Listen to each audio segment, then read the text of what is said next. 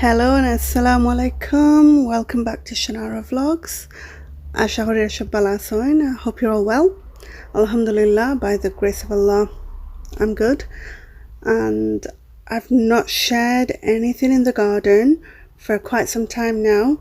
And the reason for this is because I've been quite busy with different things and I've not had time for the garden, and I've not had time to make videos either.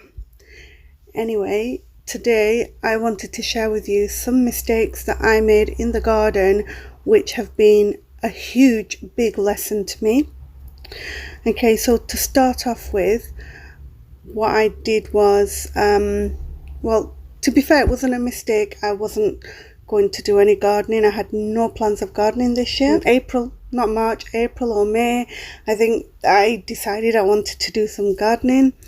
And I planted up loads of seeds, but nothing was germinating, and it was just such a nightmare. Honestly, I planted so many, but they just weren't germinating. Eventually I found a way around it. I learnt how to germinate seeds, which I will share with you in another video for anybody who struggles, especially when it comes to germinating foreign seeds, you know, like the Bangladeshi bottle gourds and, you know, the Bangladeshi kind of different things that we have. My plants only really started flowering as everybody else was saying they're coming to the end of the season. The other mistake that I made was, because I've not had my car for most of this year, to be fair, I've been working from home, so I've just really left it. I've not bothered with it. So I've not had the big plant pots, the big containers which ideally I should have used. So I've just used smaller containers that I already had. And because the containers were so small, okay, what was happening is that the plants are not getting enough nutrition because there's not enough soil in the containers. And due to that, my plants did grow, yes, and I did get vegetables, but only a very small amount. Like with the green beans, I planted so many green beans, and every year when I do green beans, especially the runner beans, I get so many. This year I've hardly had maybe a couple of handfuls. I did runner beans and I did the French climbing beans as well, so I just got a handful, really, a couple of handfuls of each. I did get one bottle gourd because I did plant that in a big container, and it was a really nice big round bottle gourd. But again, it was a late plant that I probably didn't plant till about May, hence why I just got the one bottle gourd. But even that, I mean, that bottle gourd, it kind of grew in 2 weeks. It grew really fast, from being a flower to becoming a bottle gourd within 2 weeks. It was really big. So this was really intriguing, how this bottle gourd from a flower grew into such a big vegetable in such a short time. So I went back and I had a look at the seed packets, and it turned out to be a hybrid one. So I never really knew what it meant by hybrid seeds. Now I know what it means. It just means that they grow a lot quicker. It's worth trying. So therefore, had I have planted my bottle gourd plants, say around maybe February or March, by now I think I would have had a lot of bottle gourds that have had a lot of vegetable, especially with the rate that they grow. The reason, of course, why I've not had a lot is because my plants only just started flowering, and that was the one bottle gourd I got. There were a few more, but because I had a family wedding, I didn't really have time for my garden. I've not had time at all for my garden this year, so I didn't actually go out to, you know how you've got to hand pollinate them. I didn't do that. I just didn't have the time. And so I had a lot of baby bottle gourds which have just died off because they weren't pollinated. My grass is so overgrown. I honestly haven't had the time this year. Yeah, so as well as starting my seeds in February, I'm also going to invest in not some, in lots of big containers. I have big plans for next year, inshallah. And those were my two biggest mistakes, was starting late and not using big enough containers. You can use anything as containers. I mean, you don't have to have specific plant pots. As you can see, I've used all sorts, but yeah, they're too small. The tomatoes did so well, mashallah. Like, I've had so many tomatoes, but I've only got 4 tomato plants. But they still did really well, and a lot of them have ripened. There's just a few left that haven't ripened. It's the first time tomatoes have ripened for me. Usually they don't ripen. So yeah, that was good. I think it's this spot where I've put them because it's really hot just in this spot. I made a strawberry tower here. So yeah, and I didn't buy enough. I've got 4 here. 4, 1, 2, 3. I think I've got 4 or 5 here. I've got another one which I've saved because I'm going to put flowers at the bottom. I'd rather have my strawberries raised from the ground so the slugs can't get to them. I did go back to the shop. I got them from the pound shop. They were £1 each. I went back for some more because my tower's not tall enough. I need more.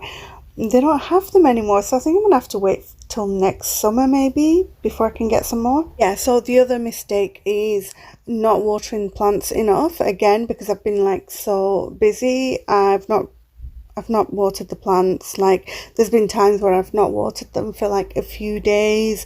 At one point around the wedding time, I didn't water them for 2 weeks. And when I come back, my plants were like half dead. I thought, oh, you know what? This is it. They're gone.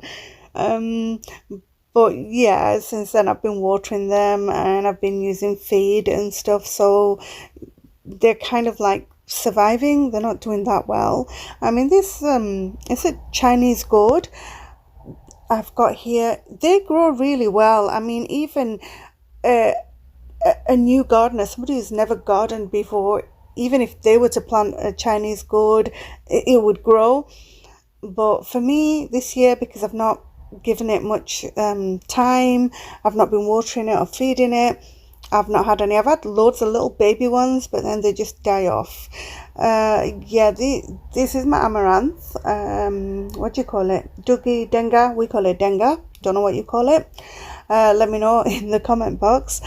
I have actually harvested most of my denga, and I've kept a few for seeds, and these few, they're just really small, so I've just left them. The other mistake I made this year was the positioning of the plants. I've never actually done any gardening in this garden.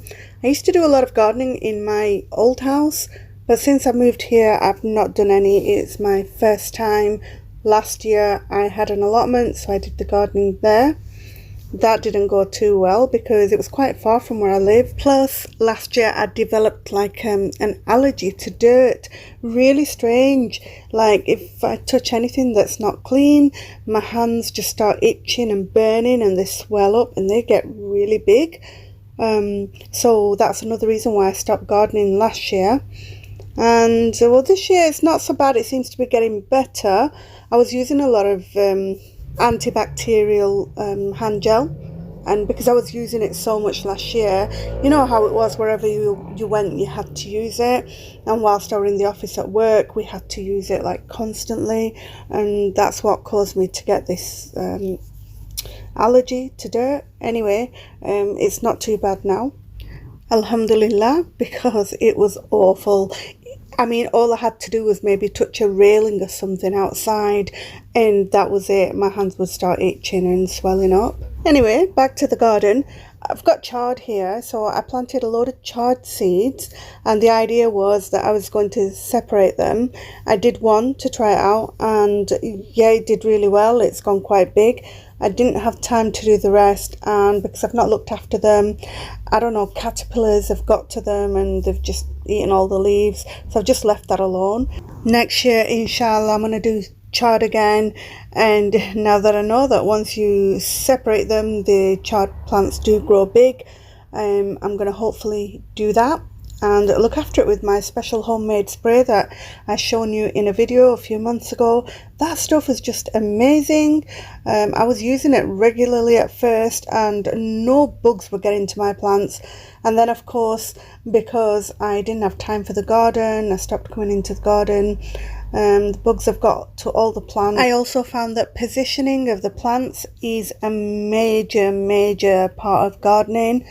I had a lot of cucumber plants, and because I'd positioned them in a part of my garden that wasn't as sunny, a lot of the plants died off. Actually, a lot of my cucumber plants died off. So those that was left, I repositioned them, and alhamdulillah, they've been alright.